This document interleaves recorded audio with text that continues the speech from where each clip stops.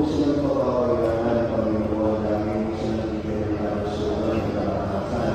Bigyan mo sila ng mga pangbuhay. Nawa namin po siya maging masaya ano na po ang mga sitwasyon ng kanyang buhay. Nawa sa oras na ito na aming pagkakasal sa kanila, madama nila na sila magkakasal sa amin, na sila ay ang mga namin sa ngalan ng Kristo aming